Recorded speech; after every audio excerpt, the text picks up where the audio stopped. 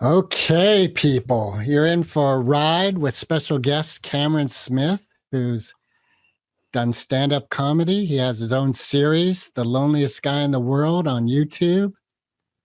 And I love it with the way you say you're in for it. It's like punishment, or it's like a trial or something. He's actually very affable, articulate, and deep intellectually as well as emotionally intelligent. I have found this conversation to be really intriguing, and his open-hearted and smart aspects of himself were really revealed. So yeah, enjoy and subscribe, support Compton Cowboys Blast. Share this with your friends. And we've been doing a series of things we call the Outlaw Outtakes, which are live on all our mediums. So watch out for those on Wednesday morning. yeah, around 8:30 Pacific time. Yeah, come on in. It's your opportunity to talk about and say things to us in the chat. But really, this is the moment for Cameron Smith, and it is not to be missed. What a great guest he is, and he's really up to some amazing creativity. And we're looking forward to his album release and the finalizing of his film series. Enjoy the ride. Sis, hallo? Leven. Stuur zeker wegen dem. Jag är inte niet joh. Sitaki Benza, Anika City. Two outlaws on the lam, taking the back roads through America. You can't drink enough coffee for this show. And now it's time for Monday Madness with the Moped Outlaws, Greg and Mark.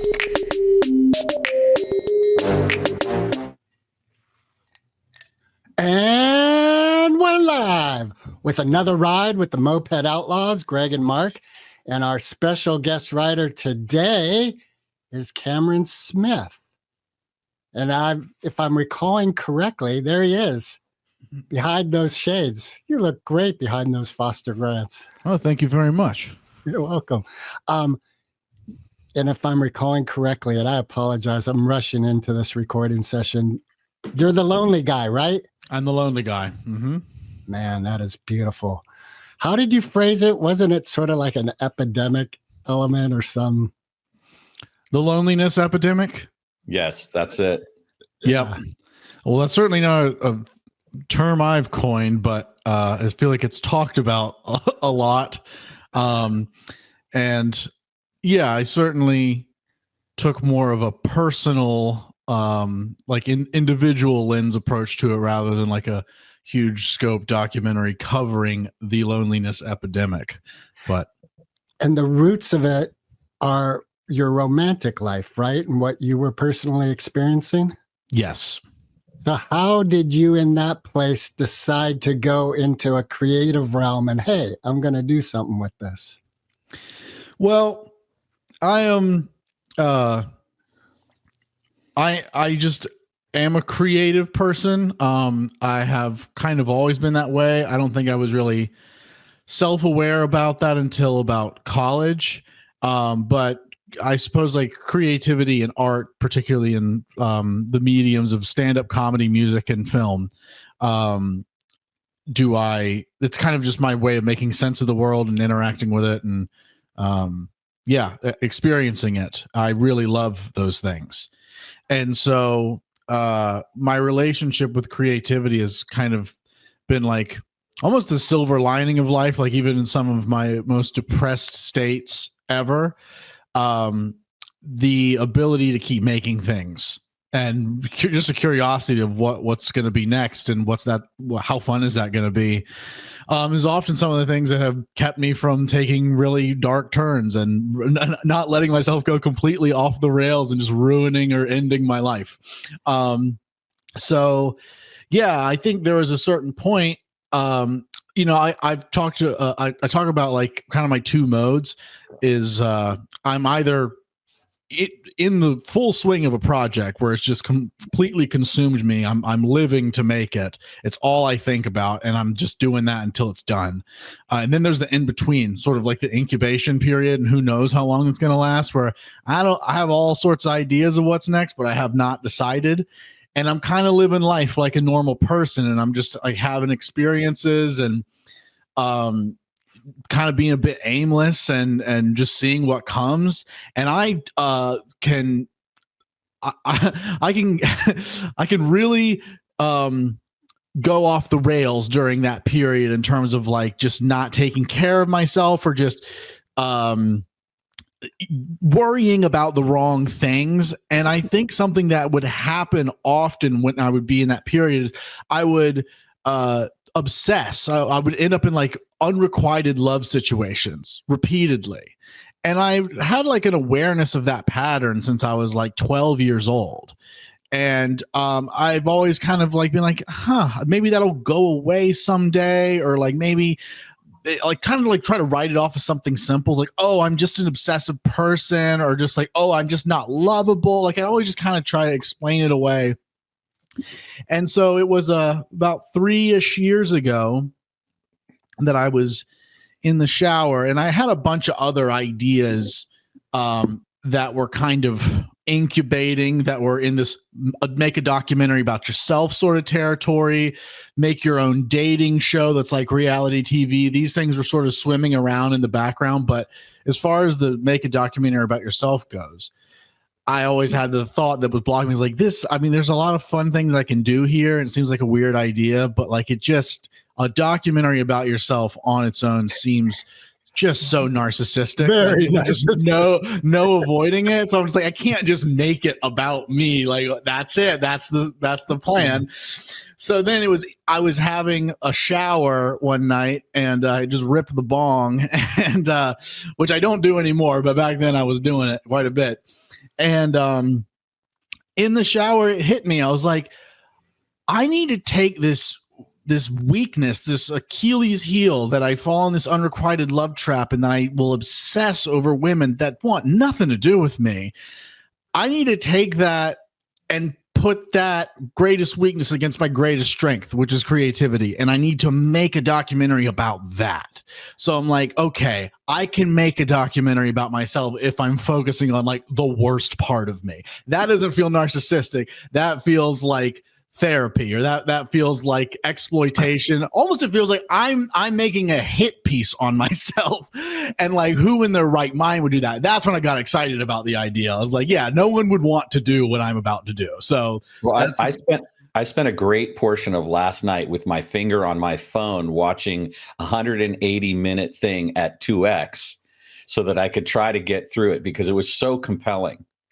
And what I noticed about that pilot episode 1, it's longer than any of the other episodes, but there's a cinematic language that you've developed that's really clearly a part of your creativity, your ability to, you frame things up, you get emotion out of where the camera is and what the camera's doing.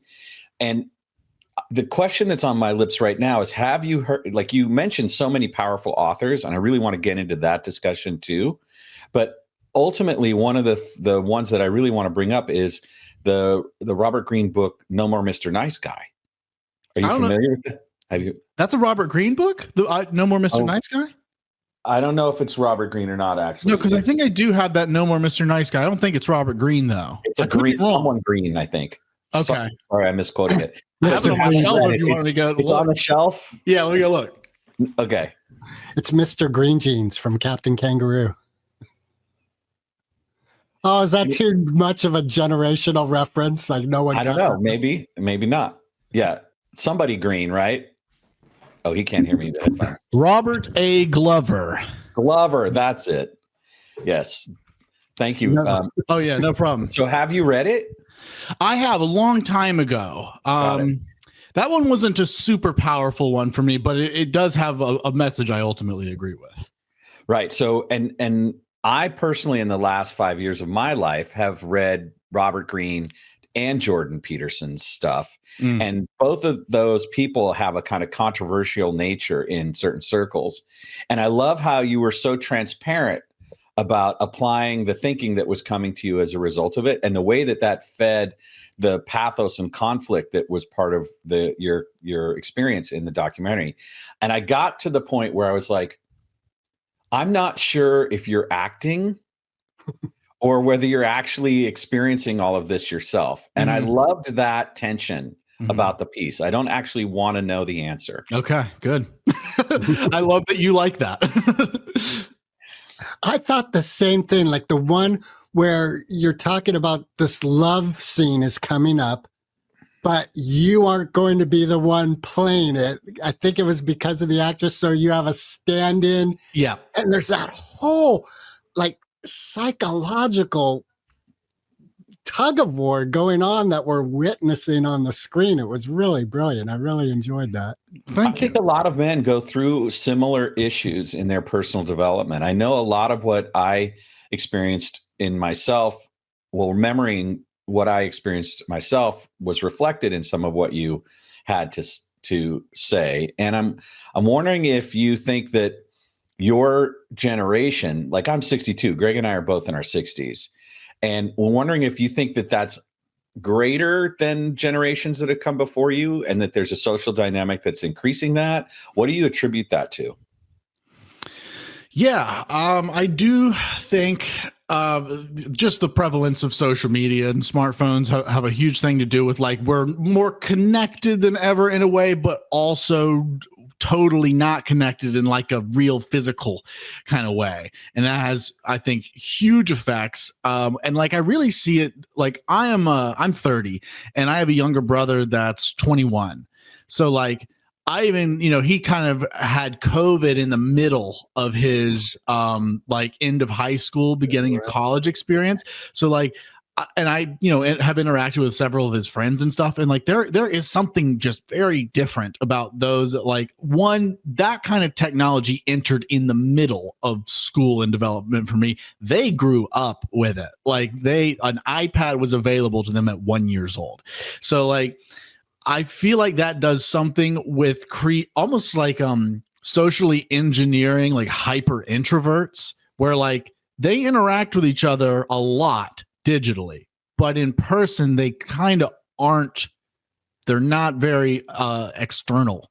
They're not very expressive, and I think that lack of vibrance in human interaction makes it really hard to make like a real classic. You can't create a chemical reaction with that, right? Because none of the elements are being mixed together. But your character, I'm still going to leave that open. You seem to have committed wholeheartedly to Jordan Peterson's concept of being overtly truthful. Mm-hmm, yeah. And it's a tremendous example of the awkwardness and the discomfort that goes with that. Mm-hmm. And then the consistent shunning that is an experience about that. Mm-hmm. I'm wondering if you found the place where that's become more rewarding. Yeah. I mean, like, I think that's something that in his writing and talking about it, he's pretty transparent about the fact, like, the number, like, in order to play this game of like radical truth telling, you have to let go of the outcome. Your ego is going to want to be like, oh no, I'm going to lose this friendship, but they're not going to like me, or like, I'm going to lose this opportunity, I'm going to lose my job and all this stuff. It's like, you can't worry about that. And it and it's also the classic sort of almost cliche saying, like, it's going to get worse before it gets better. But I mean, that is like, the truth will set your life that was constructed on a lie ablaze, but from there will be this fertile soil to where like a much better life that is aligned with the truth and who you are will grow from that soil. And I would say that my life is a hell of a lot better now, and I feel whole in many ways. That like I felt very fragmented and confused very early on in this timeline that I'm describing in that first episode. So you described fragmentation like a capsule of that moment was you in a shower, high as a kite, thinking, what am I doing? Oh, you have this epiphany, right? What does wholeness look right now today? I feel like, there's obviously different voices and perspectives in my head, but I'm not really confused about that. And I'm not confused about like who's in charge. I also feel like I have a better sense of like right and wrong. Not that I've like know omnisciently right and wrong, and like and that I always make the right or moral decision, but I feel like just things are more clear, and I just understand the human more, and therefore myself a little bit more. So like, yeah, I'm not confused about like I think I described it a lot like that 2016 2017 period right before I had my whole spiritual awakening. I would play these really dark characters, and I wrote really dark art, and I made really dark art. And I wasn't, I was under the impression that I was dark, like that's just it. And I think that the awakening and then the art that I made after that awakening was very much almost like this reverse engineering of shadow integration. It was like, I already integrated my shadow. That was my default. I was kind of like, my persona was my shadow artistically. And so now I was like, well, wait, hold on. Who am I like genuinely? Who is the softer side of me? Who's like the human under all this like monstrosity that I pretend to be? And so that's why you get these works like Camthology, my book of poems and stuff. And then you get like love songs for absolutely no one. And then of course this whole documentary that's about like who I am as a whole, and this whole issue of unrequited love. Like these are things that have always been going on in the background of all this like wild art I've been putting out. So one of the things that I noticed that was felt incongruent to me, okay, was that there was these cameras and these lights and this lifestyle in these homes that was all theoretically supported by a pizza salary. Oh, okay, yeah. And like, I'm wondering if there was a moment where your grandma's demise provided you with a kind of financial foundation to be able to be stable enough to make the art. How did you create the art on top of what appears to be such a stable lifestyle financially? That's a really great question. I've never been asked that, but the answer is not interesting. I've managed to know that I've not gotten any sort of inheritance. I'm not a trust fund kid. I have in fact just made it work on like a job like the pizza place, or every once in a while I've had to borrow some money from my mom or grandma, but they're also not well off. So it's not like they're a lot of times they say no in those situations, or it's very little like, okay, I can help you this 1 month.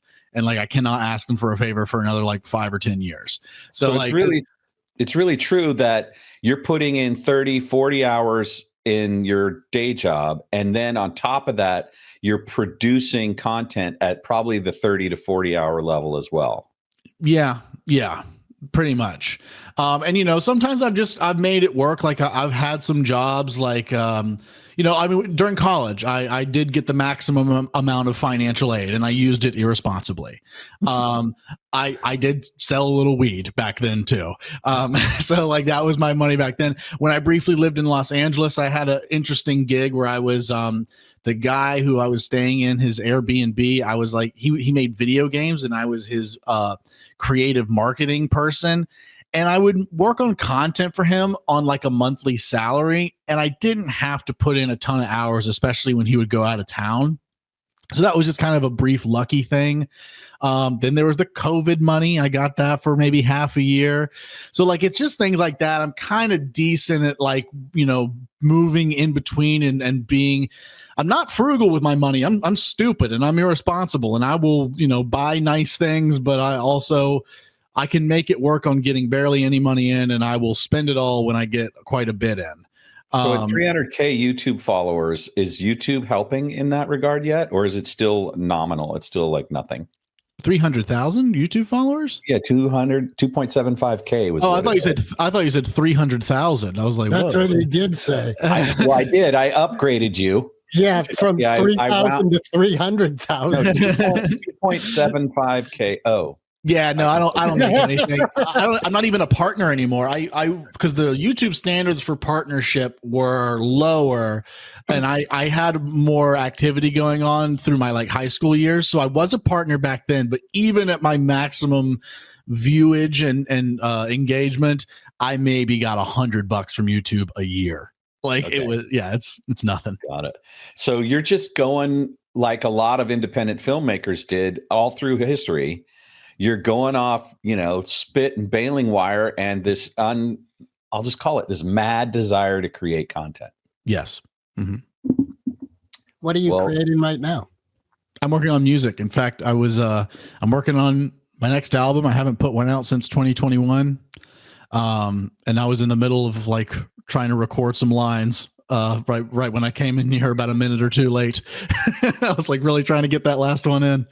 What's the genre?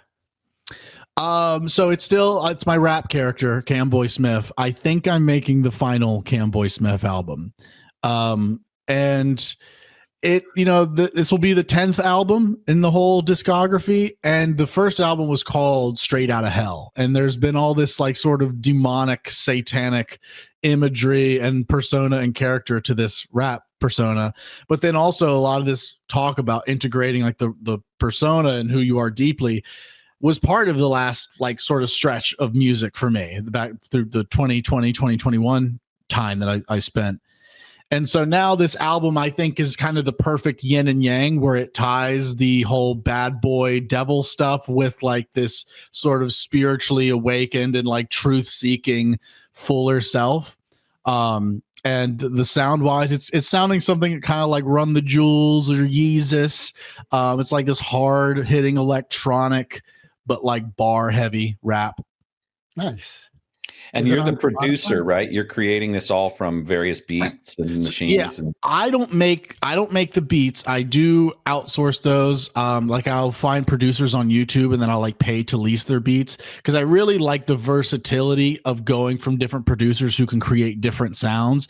And I think for like I'm interested in making my own beats and working with music, but I mean, as you can tell, like doing 40 hours of this on top of a 40-hour work week, on top of the fact that I kind of work in like 3 different mediums at the same time, to go that deep into the music making is something I feel like I can't really afford time-wise right now. But if I do get to that place where I can afford it, the interest is there. However, so I don't make the beats. I pay to lease those. But I do write and record everything myself, and I do the final mix and master.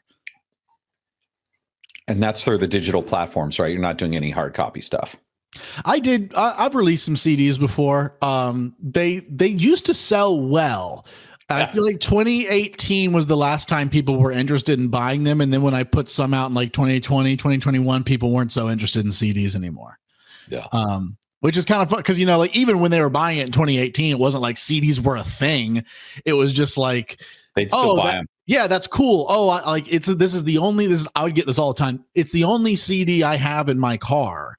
So sometimes my wife will borrow the car taking the kids to school and your horrible shit will come on. And are you merch producing? Are you producing merch around any of your brands at all? I made some shirts back in 2020. I think that was the last time I did like no Etsy stores, nothing like that. No. Got it. Yeah, I mean, I might do some more of that in the future, but it's not a huge interest of mine. Okay, so you talk about a spiritual awakening, and in the circles that I run in, and the wisdom that I've been exposed to, there's a kind of classification that can be delineated, which is binding awakening and non-binding awakening. Okay. And the distinction there is that we have a flash of awakening for a period, and then we immediately kind of fall back into a less enlightened state where we're back in the muck and struggling still. Would you quantify or qualify your awakening as you described it as non-binding or binding? That's a really great question. And the immediate answer to me, because both that you describe, both the binding and the non-binding example that you kind of described, both resonate with me. And I think the answer is somewhat in the middle. There is a level of the awakening that is non-binding. It's almost like a floor was created. So like in the initial awakening, I think I shot up really high and I feel like I had this incredible like mythical kind of experience that lasted for like a while, and then it kind of settled to a floor, and that floor is still much higher than pre-awakening, but it's not quite as high as the initial high. Like I do, and I feel like that's happened twice. So there was a 2017 moment, and then I feel like there was a moment in 2023 that I felt was more like a cyclical kind of like enlightenment thing. But again, it was like that experience was profound for a while, and then it settled back down to a floor, which again, that floor was higher than the previous state, but lower than the initial explosion. Do you experience an element of depression with having seen the light and you know it exists? Like, are you familiar with Flowers for Algernon? I think I read that book in like 8th grade. Right. Okay. So that sort of experience where you know there is a heightened level for you that's real, but you aren't living it and you don't see a way to it. Does a depression come with that knowledge? I think sometimes there's maybe like I almost like a healthy sort of I don't want to say shame, but like, okay, so imagine like imagine I'm overweight, all right, and there is a certain level of beating myself up for being fat that is maybe not productive because it's just shaming myself and just picking on myself. But then there's a certain level that motivates me to get on the treadmill and start shedding some pounds. And then that will overall make me healthier and also make that self-consciousness go away. So I feel like there's a level of that in terms of like, you know, I don't meditate daily like I used to. I also am not paying that much attention to spiritual readings or like going to church or having a lot of conversations or just even sitting and thinking about this stuff quite as maybe often as I should. So I think there's like a level of like, you know, I probably could gain some of that light back or go deeper into this whole spiritual thing if I was more regularly attending to those things. And I think that has driven me to pay a little more attention or have phases where I go deeper in reading and meditation and just thinking and talking about it. Got it. So practice is essential to maintaining a certain level of fitness, conscious awareness, and then what you might call open awakenness. Damn it, you got the woke virus, Cameron. No, I'm not woke in that way. Definitely not. Well, let's talk about that. So where do you line up with, you know, critical race theory? What's your sense of do you understand anything about it? Do you live in the Carolinas, which I have an assumption means that it's kind of white and that there's not a lot going on there that would challenge your views on racism and things like that. But that's my assumption. It may not be accurate. Tell me. Well, so I live in Southport now, which is my hometown, which is 30, 45 minutes out of Wilmington, where I am for most of this movie and show. And that's where I've spent a lot of my life the last 10 years. Wilmington actually is a strange place in North Carolina that, like, you know, and I experienced this as a stand-up comic. The rooms were very split. Wilmington itself is actually a pretty blue city. In fact, most of the people I knew in the art community were all very, very blue, very left-leaning. But also, like, when you would do shows and like showcases, it would be kind of split because there are still right-wing Southerners that live in that town. So it's a strange split. And there's a good bit of North Carolina cities and towns that are like that because you'll see, you know, North Carolina's a swing state. We'll swing one way one year and one way the next. You swingers. Yeah, swingers. Yeah. I feel like, you know, my political trajectory has been you know, I first kind of became aware of politics and the rhetoric towards the end of high school when I took government classes and whatnot. And our teacher made us take like a political, what is it? An analysis tool that identified your sure, like a political polarity test. And right. I would kind of consistently fall slightly left of center.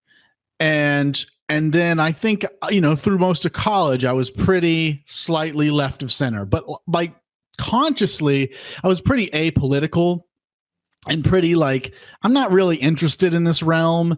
If you press me about some issues, I got some answers. Other times I'll just say I'm too stupid. Like, you want me to pick an economic plan? I don't know what's going to work or not.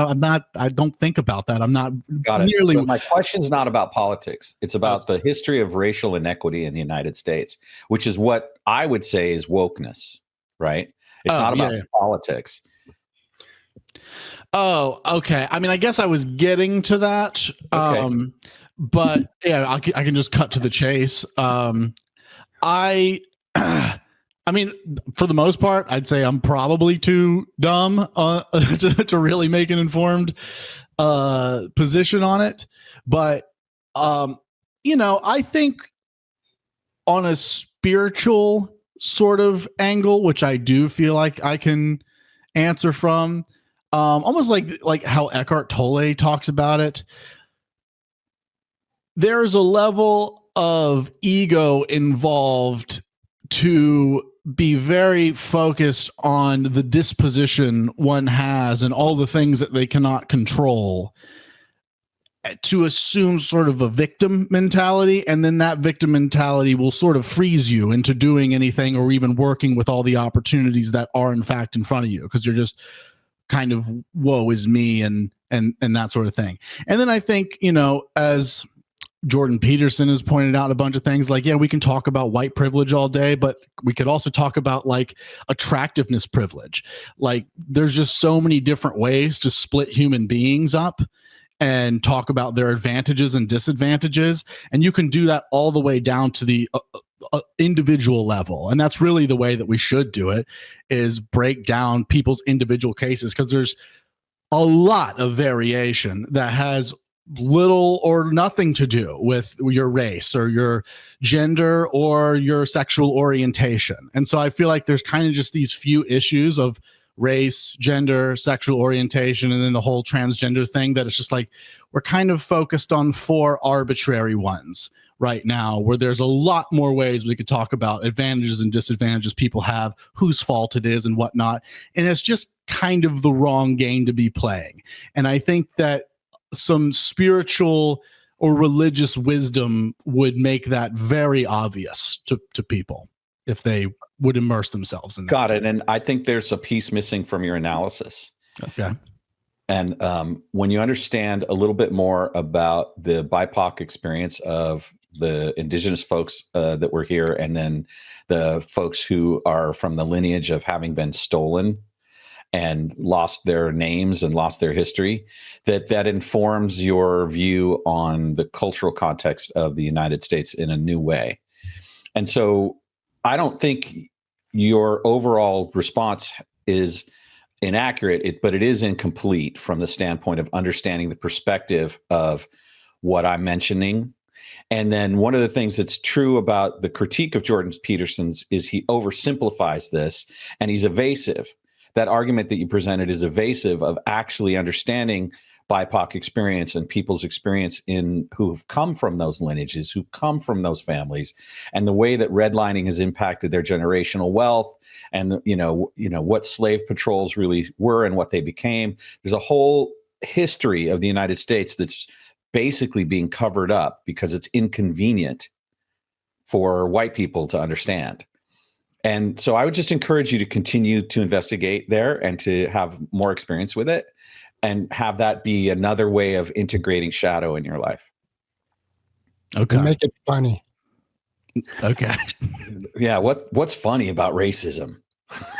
Well, part of what, like you mentioned some element, Cameron, about exploration. I see it as social exploration that's going on right now with gender and sexuality and race. And there are things like race is a construct created by humans, and it was created to control, from my understanding.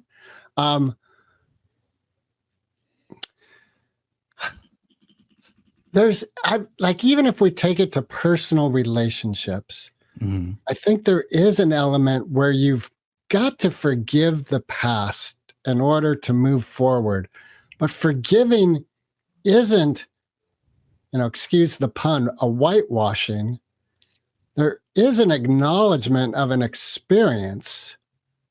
And if all the individuals involved in the relationship want to move forward and grow, there is a releasing of the past. But it isn't, like, for instance, I have a memory of my father kicking me in the backyard as I was trying to roll away, and he's kicking me as, across the whole lawn.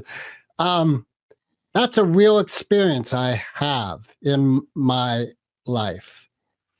And over time, I learned not to let that experience define my relationship with my father, which took some work. Yeah.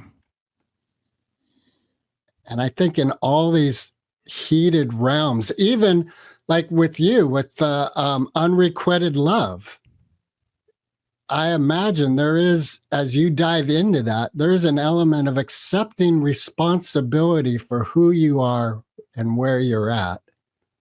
That is a forgiveness in a way of these individuals who are embodying the person who didn't love you back.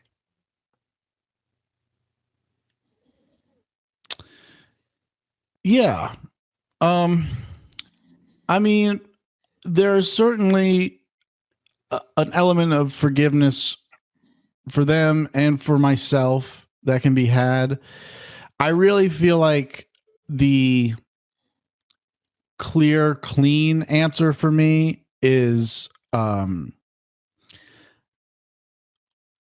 curiosity about why I was chasing those who are visibly resistant and not interested, and how ancient is that pattern for me, and why does that come up? And I think I could go all the way back to early relationship with my mother, to where that pattern maybe was familiar in a deep way that wasn't even really, consciously attractive to me. But I think that there is a certain point in my journey of making this project where I had to see this pattern in my way of thinking so up close that it created a certain level of disgust and shame about why I would chase the particular types that I would. And I think it was seeing it that, because it's not like I wasn't aware I was doing that. I was. But I did not see it so vividly. I did not recreate it in all these scenarios and have other people feast their eyes upon it and then talk to me about it like this. I did not exploit it for entertainment. And it was until I did that I had so much fun putting this together. I had so much fun and enjoyed the final product of it. But it was after I screened that first episode like a film last year that afterwards, I got in these fights with my mom, and there was crying and release of emotion. And then this girl who I first fell in love with when I was 12 years old came back into my life, and now we've been together for a year plus now. Congratulations. And it's surreal. It is surreal. And that's the kind of thing where I'm talking about, things got worse for me, telling the truth, but they're way better. My life is measurably better in various ways right now, and it's far more stable, and I feel like I'm actually on the right path now. Yeah, what's brilliant. Are you familiar with Kali from the Hindu? No, I'm not. Kali is a destructive entity, and she often is shown. There she is. Oh, so wow. She's often, there she is stepping on a man. She's got skulls hanging from her blood. She's often holding a decapitated head. She's also the most compassionate entity in the practice, from what I've heard. And the destructive element is coming from a place of compassion. And what you just described is a perfect analogy of that. If things blew up, there were fights, there was crying, there was destruction. And I imagine your mom is also in a better place in relationship with you. Yeah. So that destructiveness was leading you both to a place of more connection and compassion. Yeah, no, I'd say so. What did you escape in terms of the orbit of your behavior that had you able to meet this new relationship? Like there were some habits and ineffective behaviors that you broke patterning with. Do you have any conscious awareness of what those were and how you show up differently now that you're in a relationship? Yeah. I mean, very clearly I can just think about the fact that, this girl that I met when I was 12, I was obsessed with her all through middle school, all through high school. I wanted no one but her. And she wanted to be my friend at a certain point, but then just had to like distance herself from me. Yeah, that's a lot to handle in adolescence. Yeah, because I just, I wanted to take it to the next level immediately. We're getting married. Yeah. And it's funny when we look back on it now because she now firmly believes, she's like, oh, you knew we were soulmates and I didn't know. Like that's why you were like that. And so yeah, I think the thing, and this is like, it's almost a cliche at this point, but the thing that really noticeably changed when I showed up, and we hadn't seen each other in almost 10 years, and we got together, and I showed up like I just didn't give a shit. Like I just, not that like I was present and I was there, and I wasn't like Mr. Cool Guy flipping my collar and be like, whatever, like I wasn't like that. I was just like there, present. I don't care where this is going. I'm not trying to drive it anywhere. I just, hey, how are you? And whether anything happened that night or I ever saw her again, I just wasn't worried about it. And I really was like this 1 month after I screened that movie, like I was just in this emotional exhaustion. I was like, no, just don't fucking, I don't want anything like this ever again. I don't care. I love being alone now. I'm so glad I'm alone. And then immediately, of course, it's like, okay, well, you can't be alone anymore now that you like it. So yeah, I mean, it was really just fundamentally like I'm not showing up desperate. I'm not showing up wanting anything. I'm not obsessive. I don't care. One of the things that I noticed in the episode relation about power dynamics was that some men go through this phase, and I know I did, where I got this strategic understanding that by being having a strategy of not being available or being Mr. Mysterious or, cultivating this air of detachment as a strategy doesn't read like we want it to. And it's not until, like you just described, when we get free of the actual attachment, instead of it being a performative strategic approach, like you said, like I'm Mr. Cool, baby, like that we actually find the magnet that brings in the connection. So that letting go piece. And what I found in my own life is that that part of me comes up again because I want to be attached. I want to maintain the connection. And so whenever I get anxious or fearful about that, the performative strategic part of me wants to step in and try to do it right. And I'm wondering if you have a sense of that experience in yourself, or whether you've reached a point where that element of you strategically cultivating it from that sort of power dynamics point of view has left completely or not. So I would actually say the series does show, when I'm talking about those power dynamics, and any attempt at seeming cool or like I don't care, prior to this moment that I'm talking about, where I got the post screening fights with my mom, I genuinely don't care, showing up to meet this girl I haven't seen in 10 years. Prior to that, and in that series, it's outlining performance. It is showing me like looking at Robert Greene's rules and reminding myself like, oh yeah, that's how this stuff works. If I can just bite my tongue a little bit, if I can just ignore a text or just maybe word it like this, keep it open, let her imagination run a little bit, let her miss me, blah, blah, blah. That's all performance. And it works to a certain extent, but it's, eventually a relationship that's founded off of that kind of things, it's going to crumble. It's terrible foundation. Right, because they're in love with the mask that you create, the persona, instead of the true you. Correct. Or it's just the excitement of the game, and you can't just keep that game going on forever if you also want a healthy relationship. Like, okay, you want to just play this unhealthy power dynamic manipulation game for the rest of your romantic life? Yeah, go ahead, have fun. But yeah, and to come back to like, I have been aware of being able to play this performance game, and I can give a performance, but I think making the project itself was a little bit me knowing deeply that that's not a good long-term strategy. And I think as much as I felt tongue-in-cheek when I would say, oh yeah, this project is therapy, like I felt like, yeah, maybe it'll help me a little bit, but not really. I had no idea that it would be so profoundly beneficial. But looking back at it now, is almost like this project, I was creating this very hot fire to go take those like kind of insecure parts on me that I know are like cancerous and just burn them off. Like, yeah, it's going to be painful, but now they're burned off, and now there's no performance needed to mask them, because they're not there anymore. Don't exist, right? Yeah.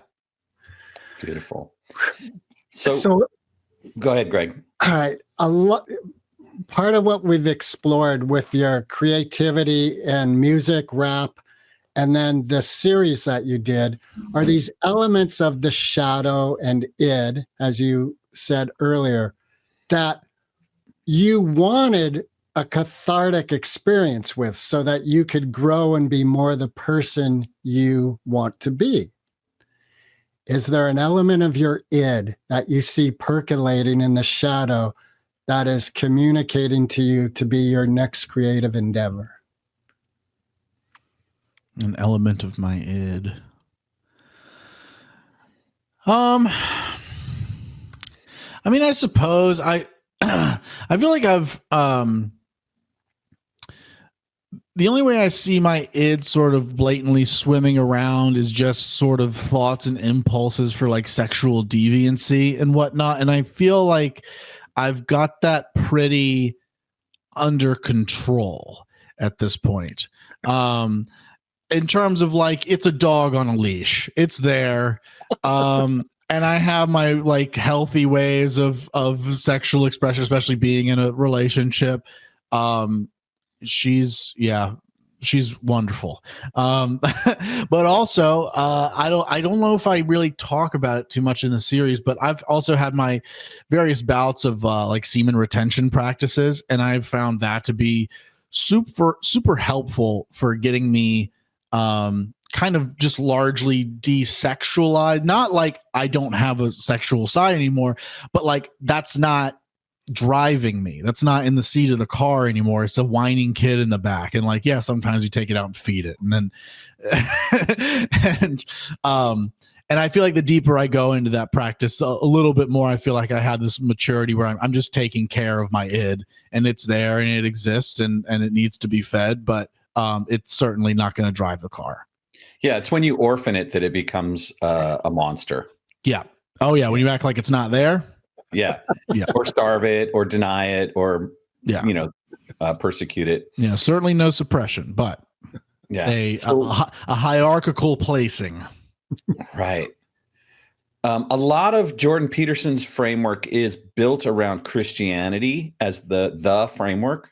Mm-hmm. And I'm wondering if you share that, or whether you have a broader, more kind of like view of around spirituality.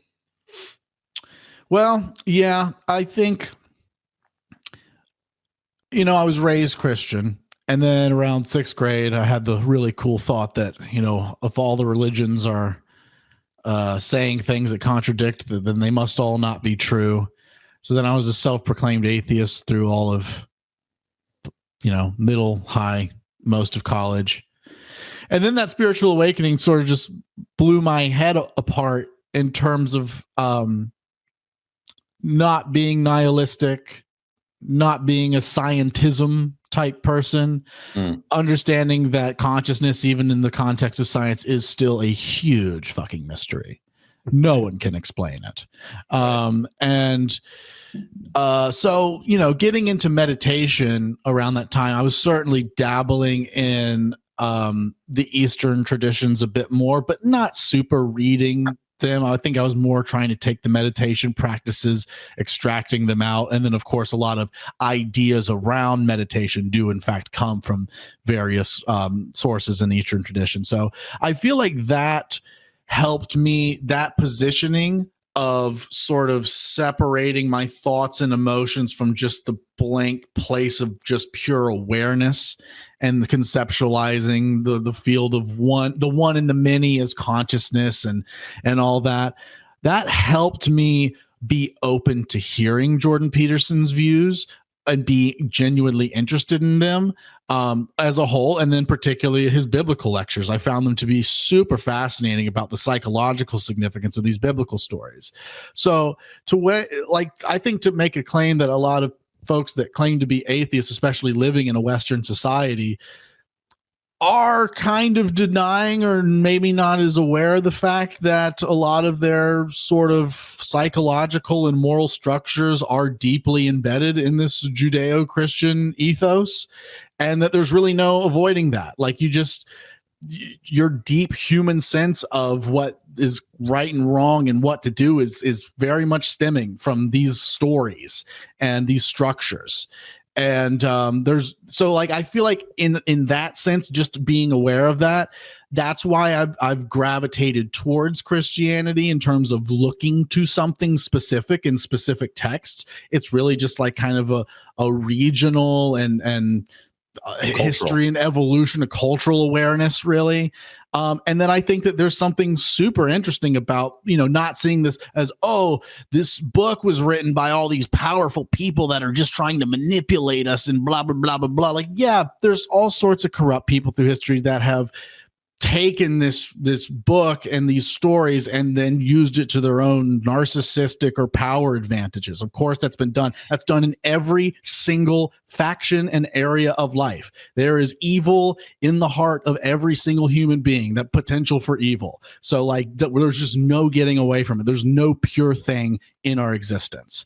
And so with that in mind, there is still wonderful depth and value in the story. And if you don't think about it as like this was a man-made thing, and you think about it's this kind of creative miracle that this thing got put together, and that there's this fever dream-like depth of meaning that is interwoven through everything, that is very revealing into the human psyche and human behavior and evolution on a psychological level, then it's a lot more interesting.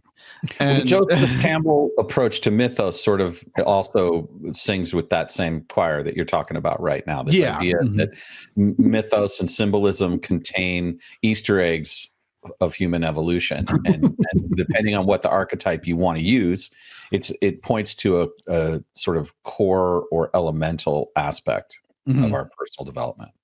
Yes, got it. So as you look forward, stand up. You gonna do more stand up? Is there another film? Like, what's the dream project right now for you? I do want to get back to stand up. Right now, I'm not interested in it. I haven't really been on stage much in the past 2 years. I don't like it around here, but I do love stand up, and I am eventually not going to be living around here. When I move away, I'm sure I'll get back into it. Like I said, right now I'm consumed by music in this particular album. I have one more episode of this Loneliest Boy on Earth to make. It's the finale, 8th episode. It'll be feature length like the first one is, and it'll probably take me at least another year to make it / finish it. So yeah, the music in that final episode are really the main projects that are on my mind. And I do have some larger ideas and projects for the future that I am not capable of making in my particular present situation. But these are things that I do hope to get off the ground. And really, I think the main big, like the meta project, is working towards and earning a life where I have enough people that are paying attention to what I'm doing, to where I can monetize it and make a living off of making the art that I actually like and that I actually find fulfilling. And that I don't have to work a normal job that I don't care about on the side to keep myself afloat, and yada yada yada. Oh, go ahead. That was pretty much the end of it. Well, with what you just said, there's a duality to like the Rick Rubin who says, I don't create for others. I create for myself. Mm-hmm. And I've been lucky and blessed that what I like seems to be accepted by a huge amount of people. Yeah. And then there's also this element of we have bills to pay. Mm-hmm. And what you just spoke to. Do you see a conflict in those realms of, well, I'm going to do what fires me up and hopefully people like it? Or is there also an element of creating for an audience? Yeah, I think I tend to agree with Rick Rubin on this more so, but I suppose maybe I have a little more to say about my personal experience. I largely do think he's very much right. Like, we cannot worry so much about the audience because we really don't know what they want, and they don't really know either. Because I think it's up to a great artist's job to show people what they want, and that's how we get into new and innovative territory is by like going deep inside your own creative capacities and pulling things out that maybe you don't even understand while you're making them. And it's once it's shared and it's in the zeitgeist and it explodes, like, oh, it seems like that was the right thing at the right time. Well, what about like a Vincent van Gogh, who at his time of life, the zeitgeist ignored him completely. Yeah. Now, as you and I are alive, he's one of the best renowned artists ever. Exactly. And I think, like, that's not a bad fate. Of course, he didn't get to experience his himself being revered in this way, but that was his fate. And like, that's kind of the thing is I feel like, of course, like the ego wants like, no, I want to make sure my explosion happens in my lifetime. But if you never explode during your life or after your life, then that's the fate. But I think it would be much better to, let's say in two scenarios, neither one you blow up at any point. I suppose the life you spent making the art that was deeply meaningful and engaging for you was certainly the better one. Yeah. So regardless of the outcome, at least you have a personal, meaningful relationship with your art. Yeah. No, I'm definitely settled with myself that I will do this till the day I die, even if no one gives a shit. Like I don't really see much more in this life interesting me as profoundly as making things does. And in your relationship with the woman you've mentioned who you met when you were 12, is she an individual who can support someone who, let's going to say, is going to be a starving artist their whole life? Have you guys had conversations about that possibility? Yeah. I mean, she believes in me, but she's not banking on me blowing up. I honestly think her values, I'm concerned about if I were to blow up, the life of being a famous person is something that she would not like. Like her personality, she does not like the spotlight. She does not like being on camera and all that. But I know that she supports me trying to move towards that. But she also understands that, like, I don't want those things for the sake of them. To me, I feel like the spotlight is not something I really like either. But it is kind of like a necessary sacrifice in a way if you want to have that amount, the amount of attention necessary to monetize and be something where people give a shit about what you put out. They're also going to be interested in you, and there's plenty of celebrities out there that like don't lean into it and live relatively private lives, but they're still big stars and people love their stuff that they make. And then there's others that lean right into it. And I feel like I'd probably be somewhat in the middle. Like, there will be times where I will enjoy engaging with the public and probably messing with them in a Kaufman-esque kind of way. That's kind of the relationship as much as controversial as he is, I do sometimes love the way Kanye West fucks with the public. It is very fun to, of course, this last time he might have really shot himself, not in the foot, but right in the face. But there's a level of just like brilliance to the performance art of his public relationship. I recently watched the series about Martin Scorsese's life. And one of the things that's palpable about his career path is he alienated the audience and the Hollywood executives at multiple points in his career. He also burned all of his financial structures in the making of materials. And so he went through this cycle of boom and bust. And he always found the next project based on his instinct around what the story was that he wanted to tell. And that kept leading him to the next thing. And that eventually something happened with things like Last Temptation of Christ and some of these other pieces, where with 10 years of history behind them, people went back to the films and found meaning in them. And so there's this element of you can pursue the creative process from the point of view of the vision you have for the piece and allow the audience to either join or not join and then ride the economic realities of that. But it would, like, one of the things I noticed is a big monumental film for me this year was Sinners by Ryan Coogler. Have you seen the film? No. Are you familiar with his career? No, I'm far too racist. We got a good joke out of it. But you know enough about him to say that. Interesting. But you know, he directed Black Panther, the 2 Black Panther movies. I didn't know that. No. I know what Sinners. I of course saw the trailer for it and whatnot, but no, I never saw it. Got it. I also don't like horror movies. That's really the main reason. It's not my racism that kept me down from that. No, well, it's interesting because the horrorness of the film is really sort of a secondary element of it.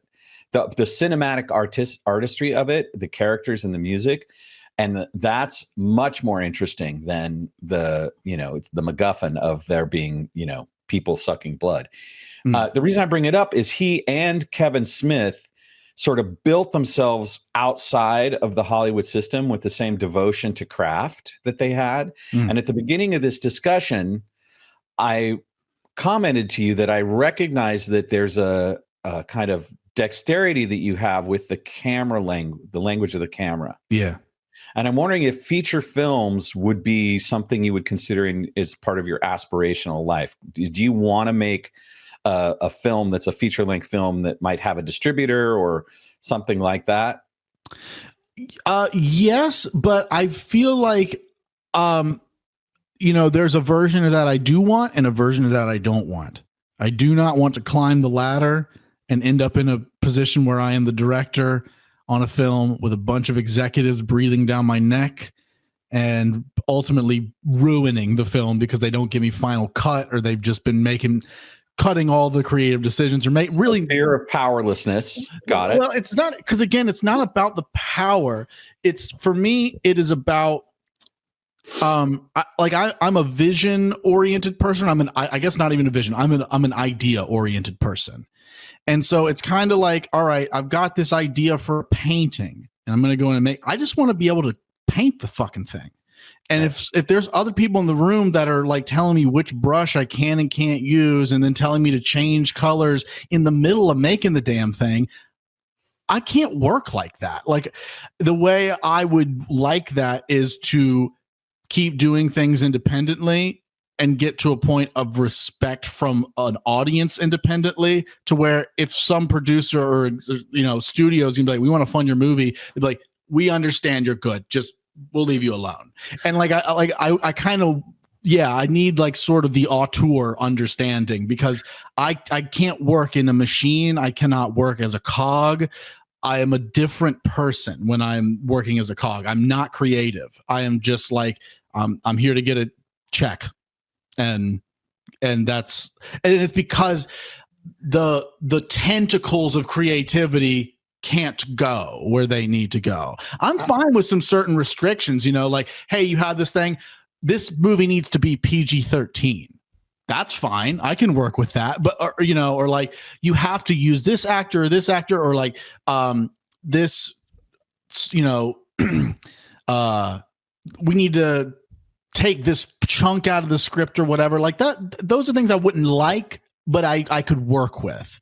There's just a certain sort of dynamic of making a piece of art where there's too many heads above that aren't creative and don't have a vision, and they're motivated by different things such as money or just not trusting or not seeing. And like, that's what I'm like, nah, I don't even want to try to make something under those circumstances. I believe that element is always going to exist, and part of our responsibility as creatives is to build our own personal strength to stand strong in that energy, because that's always going to be there. And as I'm sure you experienced with the series you did, there were times where your creative vision was challenged and you had the choice to go a different route and take people's influence into the mix, or say, wait, no, this is what I see is going to happen. And I don't think either one's wrong as long as you're strong in your choice. Yeah, no, there's certainly all sorts of barriers and obstacles that came up in making this thing that did create a situation for me to have to work around and maybe go a different direction. Then I'm not talking about that. I'm talking about if I shot everything for this movie as I did. Let's just talk about the first episode as a standalone movie. If I shot all this stuff, and something that was a super common criticism from, friends and audience members, and this is just a normal criticism that, people will give Christopher Nolan. It's too damn long. There could have been a 90-minute version of that first episode. It would have been a very different episode. And that's what I'm talking about. Not getting final cut for that thing and making that 90-minute version as the thing that goes out there, and not the 2.5-hour version that has the layers and some of the things that maybe to some people don't seem necessary or seem like fluff, but to others are deeply meaningful, maybe their favorite part of the movie. That's what I'm talking about preserving. Right. As I'm like, oh, I did all this work and I had this thing, and now there's this amazing monolith. And then it's like, no, we're going to give them the watered down 90-minute thing that just kind of has the necessary stuff.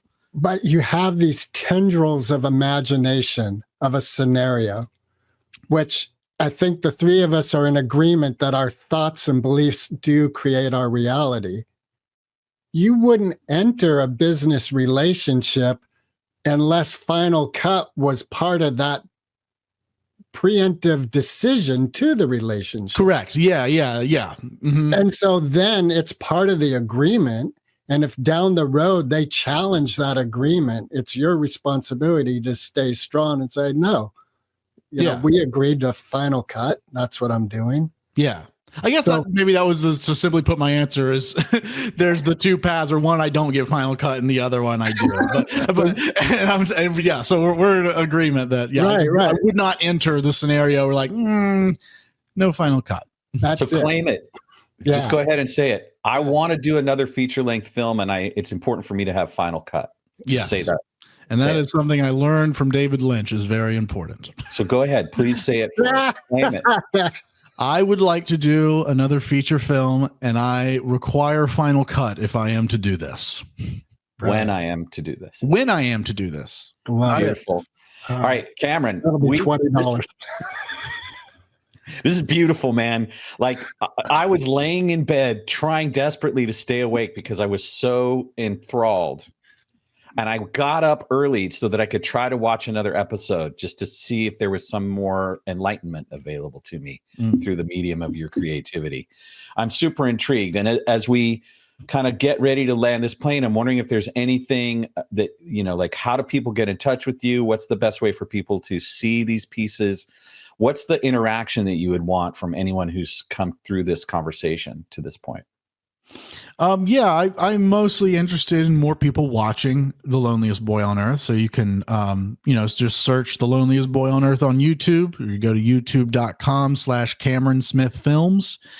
You go to theloneliestboyonearth.com, and that will give you a link direct to it.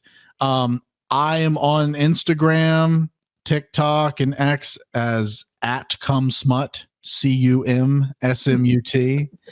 Instagram is the one I'm probably the most active on if you do want to interact with me directly. message me, and Instagram's probably the best way. We'll put all of that in the show notes on our YouTube and make sure that people have access to that. But we have a question that we ask all of our guests. It's deeply meaningful to us, and we hope that you'll give it a second's thought or maybe less. And Greg, why don't you go ahead and ask the question? Right. And before I do, is there anything that you would like to bring up that is sort of gnawing in the back of your mind? Just want to circle back to this critical race theory thing. All right. Got it.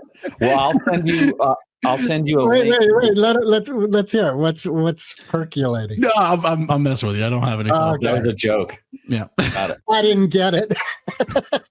All right. Final question. Eminem or Foo Fighters? Eminem.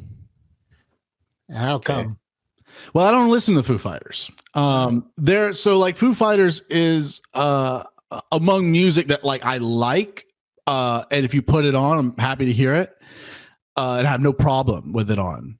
But it's not anything I ever put on. I love Eminem lyrically, and I just find like he's technically very impressive. And I even like his whole body of work, even though the back half or the more recent half is very different from the first half. I think that there was a soul and a really wonderful sense of humor in the first half. And this is like his years of being very drugged out and whatnot. And it had like an aggressive rawness to it. But the back half, he has improved his technical skills. He's technically incredibly impressive. But there is sort of a loss of soul and humor in it.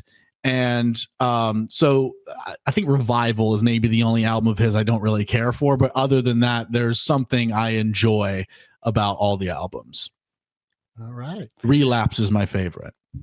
What's the Marshall Mathers show? Is that the one with the red? There's the Eminem show, and then there's the Marshall Mathers LP, and the Marshall Mathers LP. The Eminem show's the one that's my favorite, the go-to. That's a good one. Yeah. Sir, really thank you for your ride with us. It's been wonderful. Wish you the very best, and perhaps our paths will cross again. Absolutely. It was a pleasure talking to you guys, and thank you very much for having me. This was such a fun conversation. Recording stopped.